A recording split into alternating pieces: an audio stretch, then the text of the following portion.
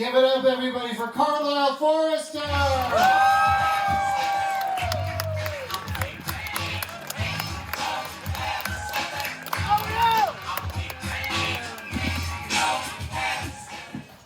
For Doug Benson, everybody. Fucking legend. All right, what's up, y'all? I gotta say, I'm pretty impressed. It seems like not a lot of people hit their bottoms. It's a big weekend for that. A lot of bottomless mimosa brunches happening today, and I know you like a challenge. That's what happened to me, you guys. I just stopped drinking long ago. But I didn't drink like this. Look, you're all being pretty classy here. See, I was a blackout drinker. And it got so bad. Y'all know what happened? No, I'm literally asking if I look familiar to anybody in this crowd. Seems like a good number here. Slide into the DMs with any info you might have.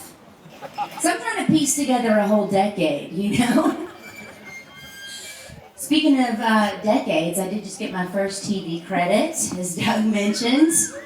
Just a scotch under 10 years it took. I don't know if you're visiting from out of town. Move to Hollywood, it's really easy. Was cooking with Paris, and it's because I do a Paris Hilton impersonation. Do you guys want to hear it? Yes! That's hot. Loves it. Sliving. That's it. That's all the bitch says. She only speaks 1 to 2 words at a time, okay? Like, I spent a whole day on set with her. I can confirm this. She's like an idiot savant. Because, if you don't know what that word is, you're an idiot. But, basically what I mean is she speaks in hashtags, y'all. Like, she says only 1 to 2 things, but there's a lot of information in the 1 to 2 words she says. Like, I'll give you an example. I was wearing a crop top on the day we shot, and at some point, she just pointed, and she goes, abs. And I think that's a compliment from Paris Hilton. Right? I used to do bottle service before I was doing this. I worked at this club, which, if you ever watched the reality show The Hills, you might recognize it. It was called Les Deux. And back in those days, Paris used to come in all the time. And she was always so gracious and so kind, and she tipped well. And I was like, if I ever meet her, I'm going to remind her of this. So at some point in the day, I just go, hey, Paris, do you remember Les Deux? And she just goes, yes, Wednesdays. 2 words, a lot of information, you know? Wednesdays was the hottest night there. I think it's also the night she got her DUI. I mean, there's a lot going on whenever she says something. Whitney Cummings was also in that episode with us. Any Whitney Cummings fans in the house? All right, well, you guys are gonna hate this joke because, no, she just never shuts up, you know? And, that's why my lines got cut, and that's why I had to do them here for you at Supernova.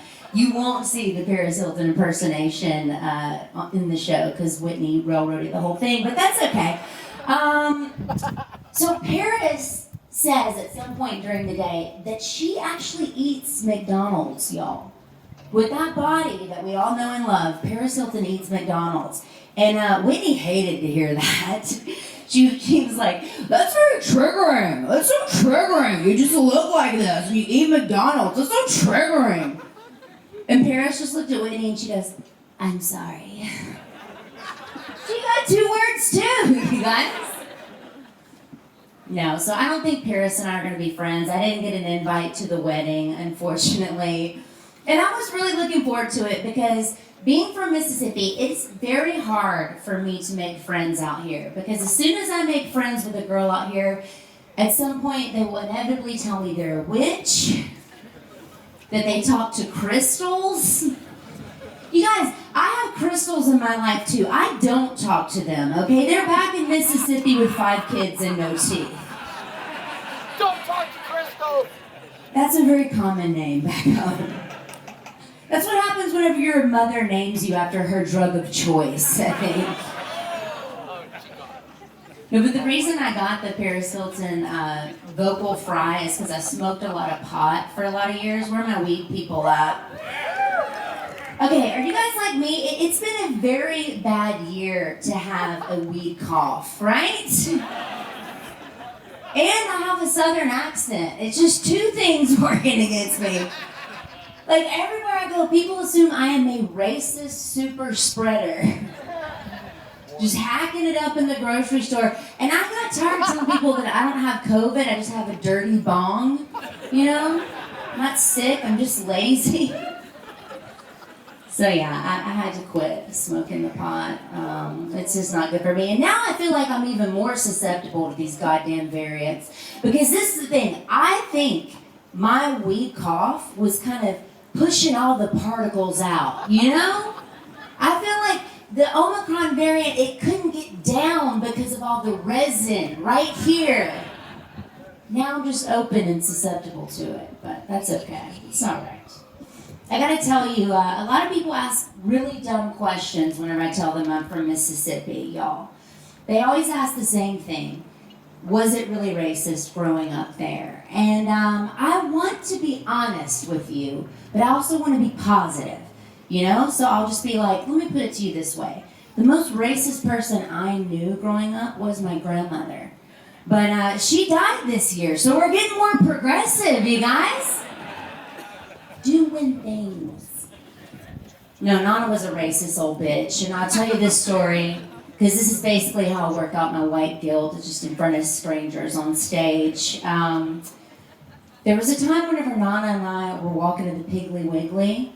It's a redneck grocery store chain we don't have out here. And y'all, Nana saw an interracial couple crossing the street holding hands, like big black guy, little white girl. And she just stopped. She stopped in the middle of the crosswalk. She said, "You see that right there? You see that? If your granddaddy ever saw you doing that, he would roll over in his grave." It's a true story. And that's why I bang half black guys, because granddaddy liked to sleep on his side, you guys. Keep it in comfy up there, all right? Now, I know I'm like hated by most of you. I feel like I should just apologize to all the non-whites after this set, because I just assume you had textbooks, you know? But